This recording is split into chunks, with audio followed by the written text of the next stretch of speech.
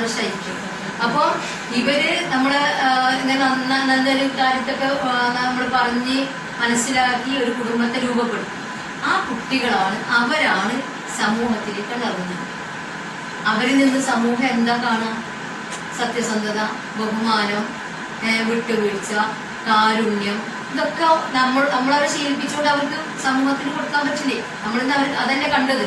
അപ്പൊ അതുകൊണ്ട് ഞാൻ വലിയൊരു ഇതൊക്കെ ചെയ്തു വെച്ചുകൊണ്ട് ഉമ്മ ചിരിച്ചുകൊണ്ട് അത് വീട്ടുകയും ചെയ്തു. അപ്പൊ ആ കുട്ടിയോട് ഒരാൾ അങ്ങനെ പറയുമ്പോൾ ആ കുട്ടിക്ക് ആ മാനസികമായ നിലയാണ് വരിക. അപ്പൊ ആ കുട്ടി ആ സമൂഹത്തിലേക്ക് നമ്മളെ വീട്ടിൽ നിന്ന് നമ്മുടെ വടിത്തട്ടിൽ നിന്ന് ഒരു കുട്ടി പുറത്തേക്ക് പോകുമ്പോൾ സമൂഹത്തിന് നമ്മൾ കൊടുക്കല്, മക്കളൊക്കെ സമൂഹത്തിലേക്കുള്ള ദാനാണല്ലോ. ആ സമൂഹത്തിലേക്ക് ഇറങ്ങുമ്പോൾ നമ്മളെ വീട്ടിൽ നിന്ന് സാലിഹായ സന്താനങ്ങളാണ് സമൂഹത്തിന് നമ്മൾ കൊടുക്കേണ്ടത്. അപ്പൊ നമ്മുടെ മടിത്തട്ടിൽ നിന്ന് നമ്മൾ ദുനിയാവിലേക്ക് ഒരാളെ സംഭാവന ചെയ്യുന്നുണ്ടെങ്കിൽ, അത് ആണാകട്ടെ പെണ്ണാകട്ടെ സംഭാവന ചെയ്യുന്നുണ്ടെങ്കിൽ, അത് ഈ രാഷ്ട്രത്തിനും ഈ സമൂഹത്തിനും ഉപകാരമുള്ള ഒരാളെ സംഭാവന ചെയ്യാൻ നമുക്ക് പ്രാപ്തി ഉണ്ടായിരിക്കണം. അതാണ് മഹാനായ സയ്യിദ് ഖുത്ബിനെ തൂക്കിലേറ്റാൻ വിളിച്ചപ്പോ തൂക്കിലേറ്റുന്ന ആ മാതാവിനോട് ചോദിച്ചു, നിങ്ങൾക്ക് എന്തെങ്കിലും പറയാനുണ്ടോ? മോനെങ്ങനെ കഴിമരത്തിൽ തൂക്കാൻ നിൽക്കുന്നു. അപ്പൊ പറഞ്ഞു, നിങ്ങള് ഒരു സയ്യിദ് ഖുത്ബിനെയാണ് തൂക്കിലേറ്റുന്നത്, 100 സയ്യിദ് ഖുത്ബുമാരെ പ്രസവിക്കാനുള്ള ഗർഭപാത്രം നമുക്കുണ്ടെന്നാണ് ആ സ്ത്രീകൾ പറഞ്ഞത്. 100 സയ്യിദ് ഖുത്ബുമാരെ ഗർഭം ചുമക്കാനുള്ള ഗർഭപാത്രമുള്ള സ്ത്രീകളാണ് ഞങ്ങൾ എന്നവർ പറഞ്ഞത്. കാരണം ഇങ്ങനെ സഹാബാക്രാമയിൽ ധാരാളം വനിതകളുടെ വാക്കുകൾ നമുക്ക് ധരിക്കാൻ പറ്റും. അപ്പോ നമുക്ക് എന്താണ്, നമ്മൾ കൊണ്ട് നമ്മുടെ കുടുംബത്തിന്റെ നമ്മുടെ പോരായ്മകൾ കൊണ്ട് സമൂഹത്തിന് ഒരു അപകടം ഉണ്ടാക്കുന്ന, സമൂഹത്തിലെ ആളുകൾക്ക് ദോഷം ഉണ്ടാക്കുന്ന ഒരു വ്യക്തിയെ നമ്മൾ സമൂഹത്തിന് സംഭാവന ചെയ്തുകൂടാ.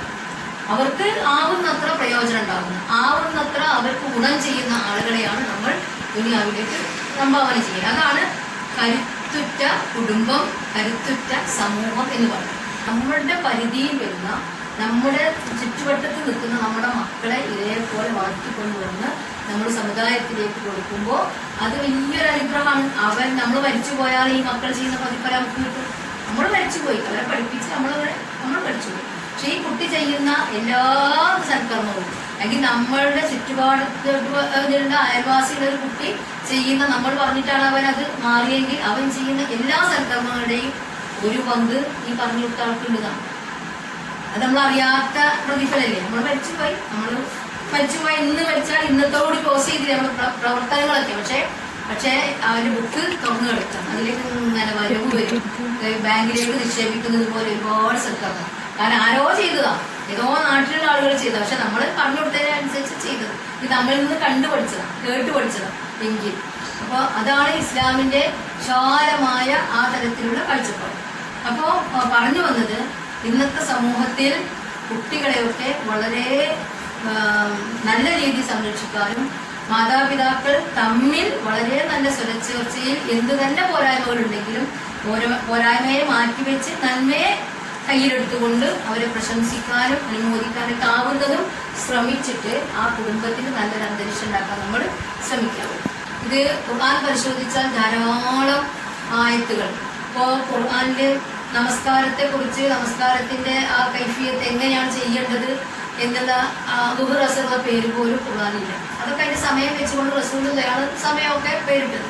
സുജൂദിൽ എന്ത് ചൊല്ലണം എന്നില്ല, ഇതൊക്കെ റസൂൽ ചൊല്ലുക. അപ്പൊ അങ്ങനെ പറഞ്ഞ ഖുർആൻ കുടുംബ ബന്ധത്തെക്കുറിച്ച്, ഈ ഒരു ഇസ്ലാമിക കുടുംബ ബന്ധത്തെക്കുറിച്ച് ധാരാളമായിട്ട് പറഞ്ഞിട്ടുണ്ട്. അത് അതിപ്രധാനമാണ്. കാരണം എന്താ, കുടുംബ ബന്ധം നന്നായില്ലെങ്കിൽ സമൂഹം മോശമാണ്, ആ സമൂഹം മോശമായാൽ നാട് മോശം. അപ്പോൾ ഈ സമൂഹത്തിലെ നിലനിൽപ്പ് കുടുംബത്തിലാണ്. അപ്പൊ ആ കുടുംബത്തെക്കുറിച്ച് ഇസ്ലാം ഏറെ സംസാരിച്ചു, ഹദീസ് സംസാരിച്ചു, ഖുർആൻ സംസാരിച്ചു. അങ്ങനെ നമ്മുടെ കയ്യിലുള്ള വിശുദ്ധ ഖുർആനിലുള്ള ധാരാളം ആയത്തുകൾ നമ്മൾ ഇവിടെ ചെയ്യേണ്ട കാര്യങ്ങളാണ്. അത് നമുക്ക് അത്ര അറിയാത്തത് കൊണ്ട്, അതിന്റെ വായിക്കുമ്പോൾ ഇതാണ് എന്നോട് പറയണമെന്ന് മനസ്സിലാകാത്തത് കൊണ്ട് നമ്മൾ അതിങ്ങനെ ഓതിപ്പോകുന്നു എന്ന് മാത്രം. അത് നമ്മളെ നോക്കിയിട്ടാണ് സംസാരിക്കുന്നത്. നീയൊക്കെ പറയുമ്പോൾ റസൂലുള്ളയോടാണ് പറഞ്ഞതെങ്കിൽ നമ്മൾ വായിക്കുന്ന ഓരോരുത്തരും നിങ്ങളെന്ന് പറയുമ്പോഴും അവരെന്ന് പറയുമ്പോഴൊക്കെ അതിന്റെ അഭിസംബോധന നമ്മളാണ്, നമ്മൾ ഓരോരുത്തരുമാണ്, നമ്മുടെ നെഞ്ചിലേക്കാണ് അതൊക്കെ വരുന്നത്. അപ്പോൾ ഇങ്ങനെ ഖുർആനിലൂടെ അല്ലാതെ നമുക്കിതൊന്നും നേടിയെടുക്കാനും സാധ്യമല്ല. അപ്പോൾ ഒരു നല്ല ധാർമ്മിക അന്തരീക്ഷത്തിലേക്ക് നമ്മുടെ മക്കളെയും നമ്മുടെ കുടുംബത്തെയും നമ്മുടെ കുടുംബപരമായ അടുപ്പുള്ള ആളുകളെയൊക്കെ കൊണ്ടുവരും. നമ്മളൊരു സദഖ കൊടുക്കുകയാണെങ്കിൽ പോലും അത് കുടുംബത്തിൽ നിന്ന് കൊടുക്കണം. അപ്പോൾ ആദ്യതൽ കുർബ ഹക്കഹു വെൽ മിസ്കീന വബിനിസ്സബീൽ. ഖുർആൻ അത് വളരെ ഇങ്ങനെ ആ ക്രമത്തിലാണ് പറഞ്ഞത്. നമ്മൾ ആരോ അറിയാൻ വേണ്ടി അല്ലെങ്കിൽ ആർക്കോ അങ്ങനെ കൊടുത്ത് പേരുണ്ടാകാൻ വേണ്ടി കൊടുക്കാൻ ഇസ്ലാം പറഞ്ഞു. മറിച്ച് ഹക്ക്, നിങ്ങൾ കുടുംബത്തിന് അതിൻ്റെ അവകാശം കൊടുക്കണം, ഹക്ക് കൊടുക്കണം. അവകാശം എന്ന് പറഞ്ഞാൽ അവർക്ക് നിങ്ങളിൽ നിന്ന് കിട്ടാനുള്ള അവകാശം, അത് സുരക്ഷയാവട്ടെ വേറെ എന്താവട്ടെ പൈസയാവട്ടെ എന്ത് നിങ്ങൾക്ക് അവർക്ക് കൊടുക്കണം. എന്നിട്ട് വേറൊരു ഇതായിട്ടാണ് പറഞ്ഞത് ഒബിനസബി മിസ്കീന ഒബിനസബി. അത് കഴിഞ്ഞിട്ടാണ് മിസ്കീനും ഇബിന് സബീനും കൊടുക്കേണ്ടത്. അത് കുടുംബക്കാർക്ക് കൊടുക്കുന്ന അത്ര ഇല്ല. അതുകൊണ്ടാണ് അങ്ങനെ വിഭാഗത്തൊക്കെ പറഞ്ഞതാണ്. ഖുർആൻ പഠിക്കുമ്പോൾ മനസ്സിലാവും. അപ്പോൾ ഒന്നാമതായി നമ്മൾ കുടുംബത്തെയാണ് ശ്രദ്ധ. അതുകൊണ്ടുള്ള റസൂലിന് വഹി കിട്ടി. റസൂൽ ആദ്യ രഹസ്യം ആരോടാ പറഞ്ഞേ? റസൂല് വഹി കിട്ടിയിട്ട് നേരെ വന്നത് എങ്ങട്ടാ? വീട്ടിൽ വന്നിട്ട് ഖദീജാബിയോട് പറഞ്ഞില്ലേ? ഖദീജാബിയുടെ ഒരു അത്താണിയാണ്. കാരണം റസൂൽ സല്ലല്ലാഹു അലൈഹി വസല്ലമയൊക്കെ വയസ്സിന് മൂത്തതാണ്, ജീവിച്ചുള്ള എക്സ്പീരിയൻസ് ഉണ്ട്. മുമ്പ് 2 ഭർത്താക്കന്മാരോടെ ജീവിച്ച ഒരു കുടുംബിനിയാണ്. എന്നാൽ കുലപതിയായ വളരെയധികം മഹനീയമായ ഐശ്വര്യമുള്ള ഒരു വനിതയാണ് ഖദീജ റളിയല്ലാഹു അൻഹ. അവരോടാണ് പറഞ്ഞത് ആദ്യം അങ്ങനെയൊക്കെ സംഭവം ഉണ്ടായത്. അപ്പോൾ ഖദീജ ബീവി എന്താ പറഞ്ഞത്? അതൊക്കെ ഒന്ന് തോന്നിയതാണ്. അവിടെ കിടന്നുറങ്ങാൻ പോയിട്ടല്ലേ എന്നല്ല പറഞ്ഞത്. എന്താ പറഞ്ഞേ? അവിടെ പോയി ഇരുന്നുകൊണ്ട് നിങ്ങളന്ന് ആദരിച്ചതാണ്. അതിന് പരിഹാരമായിട്ട് അവരെന്ത് ചെയ്തു? അവർക്ക് ശരിക്കും പറഞ്ഞു കൊടുക്കാൻ പറ്റുകൊണ്ട് ജൂതന്മാരും അന്ന് ജൂതന്മാരുടെ കയ്യിലാണുള്ള വേദഗ്രന്ഥം. ഖുർആൻ ഇറങ്ങിയിട്ടില്ലേ? ഖുർആൻ ഇറങ്ങുകയാണല്ലോ. വേദഗ്രന്ഥം ജൂതന്മാരുടെയും ക്രൈസ്തവരുടെയും കയ്യിലാണ്. മൂസാ നബിയുടെയും ഈസാ നബിയുടെ ആളുകളുടെ കയ്യിലാണ്. അതിൽപ്പെട്ട ഏറ്റവും പ്രമുഖനായ പണ്ഡിതനാണ് വർക്കത്ത് ബിൻ നൗഫൽ. വർക്കത്ത് ബിൻ നൗഫലിൻ്റെ അടുത്തേക്ക് അല്ലേ? വർക്കത്ത് ബിൻ നൗഫലിൻ്റെ അടുത്തേക്കാണ് കൊണ്ടുപോയിട്ട് പറയാണ് ഇങ്ങനൊക്കെ ഉണ്ടായി സംഭവം, മുഹമ്മദിന് ഇങ്ങനൊക്കെ ഉണ്ടായി. അപ്പൊ അദ്ദേഹമാണ് പറഞ്ഞത് ഇത് ഈസയുടെയും മൂസയുടെ അടുത്ത് വന്ന മലക്ക വന്നത് ജിബ്രീൽ എന്ന് പറഞ്ഞിട്ട് ഇദ്ദേഹത്തിന് ധാരാളം ശത്രുക്കൾ, ഇങ്ങനെയുള്ള കുറെ കാര്യങ്ങൾ അദ്ദേഹം പറഞ്ഞു കൊടുക്കിയത്. അങ്ങനെയാണ് ജമിലൂനി ഖദീജ എനിക്ക് പുറത്തിട്ട് മൂടിത്താ എന്ന് ആശ്വസിപ്പിക്കൂ എന്ന് പറഞ്ഞുകൊണ്ടാണ് വന്നത് എൻ്റെ വീട്ടിലേക്ക്. അങ്ങനെ അവരാണ് മാനസികമായി സപ്പോർട്ട് കൊടുത്തത്. വാചകനാകുക, പ്രവാചകന്റെ സ്ഥാനത്താണ് താങ്കളുടെന്ന് അവർക്ക് മനസ്സിലായത് വെച്ച് മറ്റുള്ളവരെ കൊണ്ട് ബോധ്യപ്പെടുത്താൻ വേണ്ടി ഒരു പണ്ഡിതന്റെ അടുത്തേക്ക് കൊണ്ടുപോവുക ചെയ്തത്. പിന്നെ അങ്ങോട്ട് നമുക്ക് ചരിത്രം പരിശോധിച്ചാൽ അങ്ങനെ അവരുടെ മാനസിക സപ്പോർട്ടാണ്. റസൂൽ സല്ലല്ലാഹു അലൈഹി വസല്ലം ഈ വനിതയുടെ വഫാത്ത് നടക്കുന്നത് വരെ മറ്റൊരാളെയും വിവാഹം ചെയ്തിട്ടില്ല. അത് നമ്മൾ പറയാൻ ശ്രദ്ധിച്ച് മനസ്സിലാക്കേണ്ട വിഷയമാണ്. പലരും പറയുന്നു ഒരുപാട് വിവാഹം ചെയ്തു. അവരുടെ മരണശേഷമാണ് റസൂൽ സല്ലല്ലാഹു അലൈഹി വസല്ലമ മറ്റു വിവാഹത്തെക്കുറിച്ച് ആലോചിച്ചതും ചെയ്തതും ഒക്കെ. നമുക്ക് കൊണ്ടിട്ടുണ്ടെങ്കിൽ ആ പെൺകുട്ടി പറയണം അതിൻ്റെ ഭർത്താവിനോട്, അതായത് നിങ്ങളെ മോനോട് പറയാണ് ഞാൻ തുടക്കങ്ങൾ അടിച്ചു വരും. ഈ ഞാൻ അടിച്ചു വരാതെ നിങ്ങൾ തുടക്കുന്നത് പറയാന്ന് വിചാരിക്കും. നമ്മൾ കേൾക്കുക. അപ്പൊ നമ്മളെന്താ പറയാ? പണ്ടിന്റെ ഒരു അഹങ്കാരം എൻ്റെ മോനെ കൊണ്ട് പണിയെടുപ്പിക്കണം.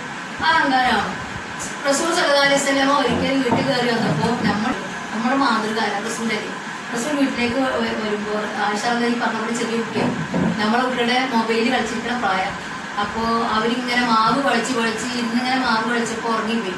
മാവ് അവിടെ ഉണ്ട്, അവർ കിടന്ന് ഉറങ്ങും. അപ്പോൾ റസൂൽ കയറി വരുന്നത്. റസൂൽ സല്ലല്ലാഹു അലൈഹി വസല്ലം ആയിഷ തന്നെ ഉണർത്തിയില്ല. റസൂൽ മെല്ലെ വന്നു, മാവ് എടുത്ത് കുഴച്ചു, പത്തിരി ഉണ്ടാക്കി, അവരുണ്ടാകുന്ന റൊട്ടി ഉണ്ടാക്കി.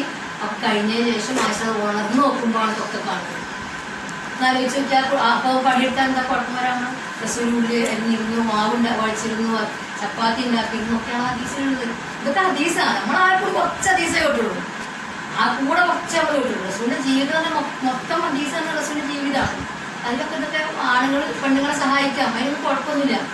ഒരു ആയിഷ റളിയല്ലാഹു അൻഹയുടെ വീട്ടിലേക്ക് മറ്റേ ഏതൊരു പത്നിയുടെ വീട്ടിൽ നിന്നാന്ന് എനിക്ക് അറിയില്ല, ഒരു ഭക്ഷണം കൊണ്ടുവന്ന് നല്ലൊരു ഭക്ഷണം ഉണ്ടാക്കി കൊണ്ടുവന്ന് റസൂലിന് കൊടുക്കാൻ കൊണ്ടുവന്നതാണ്. 2-3 ഭാര്യമാരുണ്ടാകുമ്പോൾ അവർ ഭക്ഷണമൊക്കെ ഉണ്ടാക്കി കൊടുക്കാൻ മത്സരിക്കുന്നുണ്ടാവും. അപ്പോൾ കൊണ്ടുവന്നപ്പോൾ ആയിഷ റളിയല്ലാഹു അൻഹ ദേഷ്യം വന്നു. ഞാൻ എൻ്റെ വീട്ടിൽ നിൽക്കുമ്പോൾ എന്തിനാ അവിടുന്ന് കൊണ്ടുവരുന്നത്? അപ്പോൾ പാത്രം തട്ടിയിൽ ആ ഉടഞ്ഞു വീണു, പുറത്തെടുക്കാൻ പറ്റാത്ത വിധം ചിന്നിച്ചിതറി. റസൂൽ സല്ലല്ലാഹു അലൈഹി വസല്ലമ ഒന്നും പറഞ്ഞില്ല. ആ റസൂൽ എന്താ ചെയ്ത്? അത് ഓരോന്നും പെറുക്കിയെടുത്തു. ഓരോ പൊട്ടും പെറുക്കി എടുത്തിട്ട് അത് കൊണ്ട് കളഞ്ഞു. ഇന്ന് മാത്രമല്ല ആയിഷ ഒരു പാത്രം ആ വീട്ടിൽ കൊടുത്തു. ഇവിടുത്തെ ഒരു പാത്രം എടുത്തിട്ട് പകരം ഒന്നാൾ കൊടുത്തു. കഴിഞ്ഞ് നേരെ മറിച്ച് ഒരു മാസം പ്രശ്നം ഉണ്ടാക്കേണ്ട വിഷയമില്ല. എന്നാൽ റസൂൽ സല്ലല്ലാഹു അലൈഹി വസല്ലം ഇതേ ആയിഷയോട് ഒരു മാസം ഉണ്ടായിരുന്നിട്ടില്ല. അതേത് വിഷയം? ഹദീസുൽ ഇഫ്ക്. അതായത് ആയിഷ റളിയല്ലാഹു അൻഹ ചെയ്തിട്ടല്ല, ആളുകൾ പറഞ്ഞുണ്ടാക്കി. ആയിഷ റളിയല്ലാഹു അൻഹയുടെ പേരിൽ ഒരു കുറ്റം ആരോപിച്ചു, അപവാദം. റസൂലുള്ള സാധാരണത്തെ പോലെ പെരുമാറ്റില്ല, പോവും, ഉമ്മടൊക്കെ ചോദിക്കും. അബൂബക്കർ റളിയല്ലാഹു അൻഹു വീടാണല്ലോ, അവിടെ പോയിട്ട് വിശേഷമൊക്കെ അന്വേഷിച്ചുകൊണ്ട് പോരും, അത്രേ ഉള്ളൂ. അപ്പോൾ അങ്ങനെ ഒരു മാസക്കാലം അതിൽ വഹി ഇറങ്ങി ആയിഷ റളിയല്ലാഹു അൻഹ കുറ്റവിമുക്തയാണ്, അവർ തെറ്റ് ചെയ്തിട്ടില്ല എന്ന് അള്ളാഹ് തീരുമാനിക്കുന്നത് വരെ റസൂലുള്ള കയർത്ത് സംസാരിക്കുകയും ചെയ്തില്ല. പക്ഷേ അത് റസൂലിന്റെ ജീവിതത്തിലെ ഏറ്റവും വലിയ ദുഃഖ ദിവസങ്ങളായിരുന്നു എന്ന് രേഖപ്പെടുത്തുന്നു. അപ്പൊ നമ്മൾ നമ്മുടെ മാതൃകയായി എടുക്കേണ്ടത് റസൂലിന്റെ ജീവിതമാണ്, സഹാബാക്കളുടെ ജീവിതമാണ്. ഒരുപാട് പഠിക്കാനുണ്ട് സഹോദരന്മാരെ ഖുർആനിലെ ഇസ്ലാമിക ജീവിതം എന്ന് പറഞ്ഞാൽ. അത് കുടുംബപരമാകട്ടെ സമൂഹമാകട്ടെ ഏതാണെങ്കിലും ഖുർആനിലേക്ക് തിരിച്ചു വന്നുകൊണ്ട് ഖുർആനിലെ അധ്യാപനങ്ങൾ കുറച്ച് മനസ്സിലാക്കുമ്പോഴാണ് നമുക്ക് ഇന്ന് പറയുന്ന എല്ലാ സൈക്കാട്രിസ്റ്റുകളും സൈക്കോളജിസ്റ്റുകളും ഒക്കെ പരിഹാരം ഖുർആൻ റസൂൽ ആദ്യം പറഞ്ഞതാണ് ഇപ്പോൾ ഉദ്ധരിക്കുന്നത്. അവർക്ക് ചികിത്സയൊക്കെ മാനസിക ചികിത്സ ഒന്നും എവിടുന്ന് കൊണ്ടുവന്നതൊന്നുമല്ല, അതൊക്കെ റസൂൽ എന്നോ പറഞ്ഞുള്ളതാണ്. റസൂലിന്റെ അധ്യാപനം തന്നെ അതിനൊക്കെ പരിഹാരമുണ്ട്. ഇതൊക്കെ മനസ്സിലാക്കാനുള്ള ഒരു സംരംഭം, ഒരു സമയമായി, ഒരു സന്ദർഭമായിട്ടാണ് നമ്മളിത് ഒരുക്കിയിട്ടുള്ളത്. അപ്പോൾ അതുകൊണ്ട് ഇങ്ങനെ ഒരുപാട് വിഷയങ്ങളൊക്കെ നമ്മൾ മൊബൈലൊക്കെ കിട്ടും. എന്താണെങ്കിലും നല്ല വിഷയങ്ങൾ കേൾക്കാനും കാണാനും ഖുർആൻ പഠിക്കാനുള്ള സമയം കണ്ടെത്തുക. കഴിയുന്നത്ര നമ്മുടെ പരമാവധി നമ്മുടെ ആരോഗ്യവും ആയുസ്സും വെച്ചുകൊണ്ട് നമ്മുടെ കുടുംബത്തിൽ നല്ല പ്രശ്നങ്ങളില്ലാത്തൊരു അന്തരീക്ഷം ഉണ്ടാക്കി തീർക്കാൻ നമ്മൾ ബോധപൂർവ്വം ശ്രമിക്കുക, മറ്റുള്ളവരെ അതിന് പ്രേരിപ്പിക്കുക. അത്രേ നമുക്ക് ഇതിനെക്കുറിച്ച് പറയാൻ പറ്റുള്ളൂ. ഓരോരുത്തരും ഓരോ സാഹചര്യമൊക്കെ ഏതാണെങ്കിലും അള്ളാഹു നമ്മെ അനുഗ്രഹിക്കുമാറാകട്ടെ. ഒരു നല്ല കുടുംബജീവിതം നൽകിക്കൊണ്ട് നല്ല ആരോഗ്യപരമായ കരുത്തിട്ട മക്കളും മാതാപിതാക്കളും അതേപോലെ തന്നെ ഇണകളും തുണകളും ഒക്കെ നമ്മുടെ വീട്ടിൽ നിന്നും സമൂഹത്തിലേക്ക് ഇറങ്ങട്ടെ. സമൂഹത്തിന് ഗുണം ചെയ്യുന്ന മക്കളെ വളർത്താൻ നമുക്ക് അള്ളാഹു അനുഗ്രഹം ചെയ്യുമാറാകട്ടെ. നമ്മുടെ യുവതലമുറയെ, സഹോദരന്മാരായ യുവതലമുറയെ അള്ളാഹു രക്ഷിക്കുമാറാകട്ടെ. അവർക്ക് മാർഗദർശനം അള്ളാഹു തന്നെ നൽകുമാറാകട്ടെ. ഈ കെട്ട നൂറ്റാണ്ടെന്നൊക്കെയാണ് ആൾക്കാർ പറയുന്നത്, എങ്കിലും കെട്ട നൂറ്റാണ്ടിലും നല്ല മനസ്സുകളുണ്ട്. അപ്പോൾ നല്ലത് കാണാനും നല്ലത് പ്രവർത്തിക്കാനും നമുക്ക് എല്ലാവർക്കും അള്ളാഹു ആഫിയത്തും ആരോഗ്യം നൽകി അനുഗ്രഹിക്കുമാറട്ടെ. നമ്മളിൽ നിന്ന് വിട പറഞ്ഞ നമ്മുടെ മാതാപിതാക്കളുണ്ട്, സഹോദരന്മാരുണ്ട്, ഇടതുണകളുണ്ട്. അവരെല്ലാവരെയും അള്ളാഹു അനുഗ്രഹിക്കട്ടെ. അവർക്ക് മഹഫറത്തിൽ നൽകി അള്ളാഹു സ്വർഗ്ഗപൂങ്കാവൻ നൽകി അവരെ ആദരിക്കുകയും ചെയ്യുമാറാകട്ടെ. നാളെ അവരോടൊപ്പം വന്നണയാൻ അള്ളാഹു നമ്മുടെയും നമ്മുടെ കുടുംബത്തെയും അനുഗ്രഹിക്കട്ടെ. എല്ലാവരും പരസ്പരം ദുആ ചെയ്യുക. അള്ളാഹു നമ്മെ ഏവരെയും അവരുടെ സജ്ജനങ്ങളിൽ ഉൾപ്പെടുത്തി അനുഗ്രഹിക്കട്ടെ. ربنا تقبل منا انك انت السميع العليم وتب علينا انك انت التواب الرحيم واخر دعوانا الحمد لله رب العالمين. السلام عليكم ورحمة الله وبركاته.